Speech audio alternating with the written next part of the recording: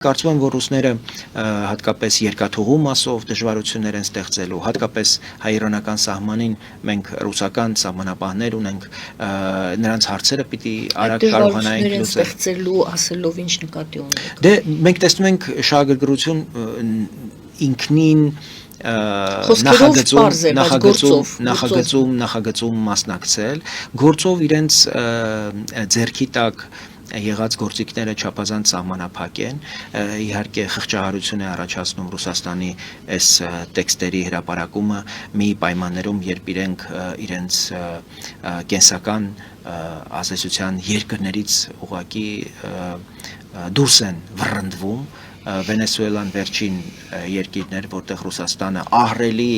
եւ աշխարհաքաղաքական, եւ տնտեսական, եւ նավթային հետաքրություններ ուներ, եւ միայն պետք է տեսնել այն սպառազինության ցուցակը, որ Ռուսաստանը մշտապես մատակարարել է Վենեսուելային, եւ հիմա